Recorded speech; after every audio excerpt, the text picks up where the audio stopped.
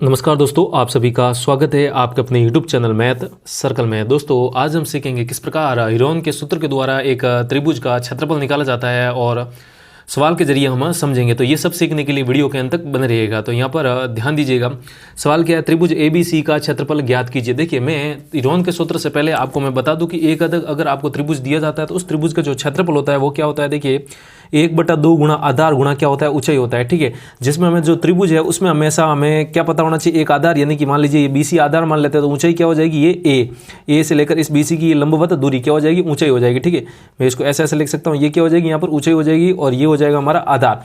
अगर आधार और ऊंचाई दी जाती है तो हम त्रिभुज का क्षेत्रफल निकालने के लिए इस सूत्र का प्रयोग करेंगे। ठीक है, लेकिन हीरोन का सूत्र कब लगता है, जब यदि हमें ऊंचाई न दी जाती है और त्रिभुज की तीनों भुजाओं का माप दिया जाता है। जिस प्रकार इस त्रिभुज में एक देखिए तीनों की भुजाओं का माप दिया गया है।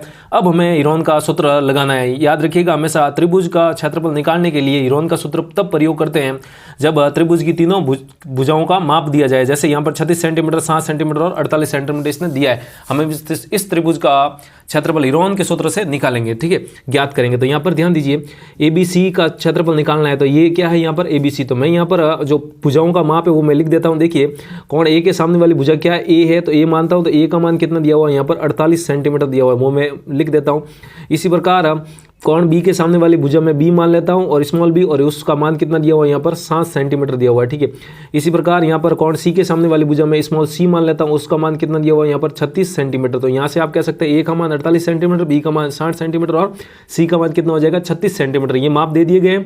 अब हम क्या करेंगे, यहाँ पर अर्ध परिमाप निकालेंगे हीरोन का सूत्र के लिए। तो मैं आपको बता देता हूँ। देखिए हम जानते हैं चूंकि हीरोन का जो सूत्र होता है वो क्या होता है, मैं उसका सूत्र लिख देता हूँ सीधा।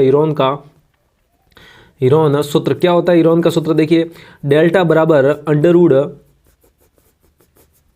S into S minus A into S minus B into S minus C। ठीक है, यहाँ पर आप देख सकते हैं इस सूत्र में अंडर लगा हुआ। इस डेल्टा का मतलब क्या होता है, त्रिभुज का क्षेत्रफल। ठीक है, A का मान ये हो गया, B का मान ये दे दिया और C का मान ये दे दिया। ABC क्या है, क्रमशः कोण ABC के सामने वाली क्या है, संगत भुजाएं हैं। ठीक है, अब यहाँ पर S का मान क्या है, S का मतलब क्या है, यहाँ पर ध्यान दीजिएगा। S का मतलब क्या होता है, देखिए S जो होता है वो क्या होता है, आपका अर्ध परिमाप। क्या होता है, अर्ध परिमाप। किसका, त्रिभुज का। परिमाप का मतलब क्या होता है, कोई भी द्विविमीय आकृति दी जाती है और उसका परिमाप का मतलब उसके चारों तरफ की लंबाई, मतलब कि उसके चारों तरफ एक चक्कर काटने में आपको कितनी लंबाई तय करनी पड़ेगी, वही ये उस आकृति का क्या हो जाएगा, परिमाप हो जाएगा। तो यहाँ पर ये क्या है, परिमाप, और आगे क्या लगा हुआ है, अर्ध का मतलब आधा परिमाप हो जाएगा।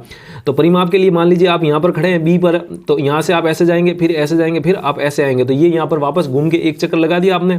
तो ये जो इस चक्कर में पूरा करने में जो आपने इस चक्कर को पूरा करने में जो आपने दूरी तय की है, वो सारी दूरी का योग ही क्या हो जाएगा, इस त्रिभुज का परिमाप हो जाएगा। तो यहाँ पर आप देख सकते हैं परिमाप 48 प्लस 60 प्लस 36, इनको जोड़ेंगे तो हमें क्या निकालना है, यहाँ पर अर्ध परिमाप निकालना है। ठीक है, तो अर्ध परिमाप कैसे निकालेंगे, तो त्रिभुज की भुजाएं क्या होती है, A plus B plus C, ये हो गया त्रिभुज की तीनों भुजाओं का योग, और इनका हमें क्या करना है, आधा करना है, यानी कि 2 का भाग लगा देंगे। तो यहाँ पर क्या हो जाएगा, आधा हो जाएगा। तो अर्ध परिमाप समझ गए। इतना हो जाने के बाद हम क्या करेंगे, S का मान निकालेंगे पहले। ठीक है, तो यहाँ पर आप देख सकते हैं, तो S बराबर क्या हो जाएगा, यहाँ पर A plus B plus C। यहाँ से A का मान कितना, 48 है, कितना है 48, प्लस B का मान कितना है 60 है, तो मैं यहाँ पर 60 लिख देता हूँ, प्लस C का मान कितना हो जाएगा यहाँ से 36, तो मैं 36 और बट्टा में क्या लगा देते हैं, 2 लगा देते हैं। ठीक है, अब इसको सरल कर देते हैं। यहाँ पर आप देख सकते हैं 60 और 48 कितना हो जाएगा, 108, और 108 और ये 36 कितना हो जाएगा आपका 144, और बट्टा में क्या लगा देंगे, 2। अब 2 का भाग 144 में देंगे तो कितनी बार जाएगा आपका 72, और यहाँ से क्या आ जाएगा 72 सेंटीमीटर। तो आप कह सकते हैं जो हमें ABC त्रिभुज दिया है और उनकी संगत भुजाएं 48, 60 और 36 सेंटीमीटर दी, तो इसका अर्ध परिमाप निकालने पर कितना है, 72 सेंटीमीटर। तो आप कह सकते हैं S का मान हमारे पास आ चुका है। तो हीरोन का सूत्र क्या होता है, डेल्टा बराबर डेल्टा यानी कि त्रिभुज का क्षेत्रफल under S into S minus A into S minus B into S minus C। अब हम क्या करेंगे, ये जो ABC और S के मान है इस सूत्र में रख देंगे और यहाँ से डेल्टा का मान आ जाएगा। मेरे कहने का मतलब त्रिभुज का क्षेत्रफल आ जाएगा।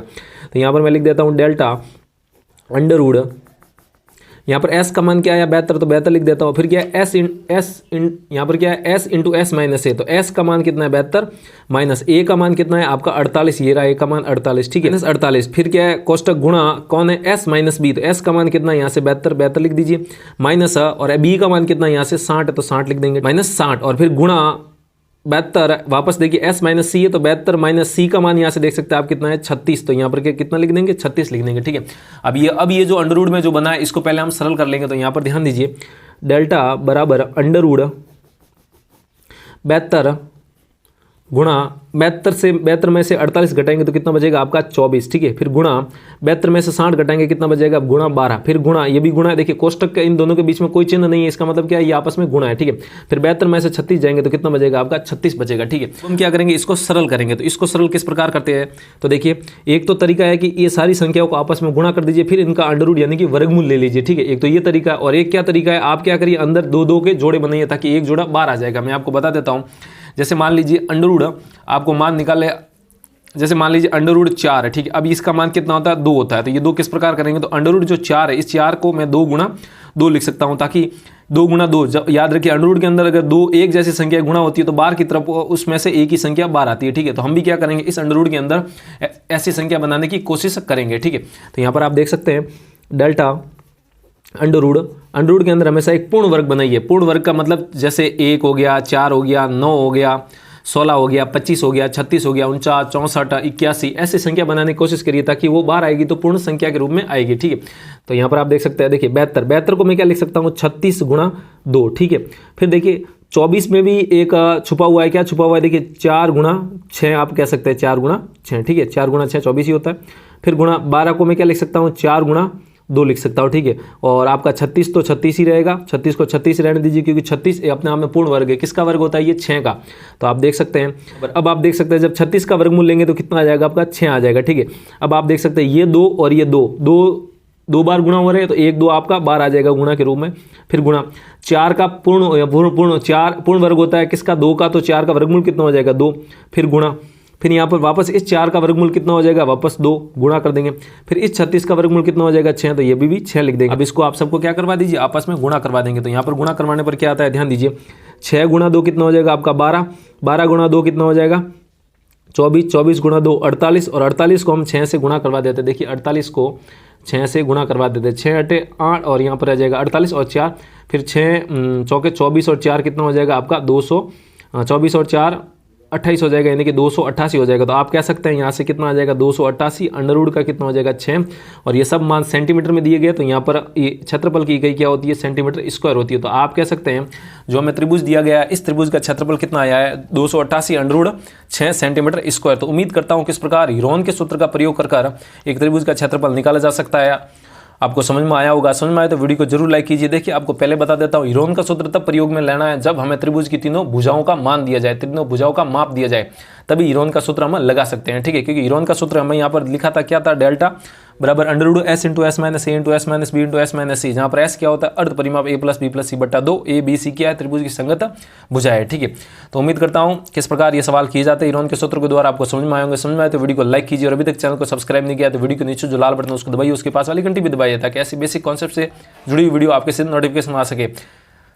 तो आज के लिए इतना ही रखते हैं, जल्दी मिलते हैं हम एक ऐसी बेसिक कॉन्सेप्ट से जुड़ी वीडियो के साथ, तब तक के लिए जय हिंद।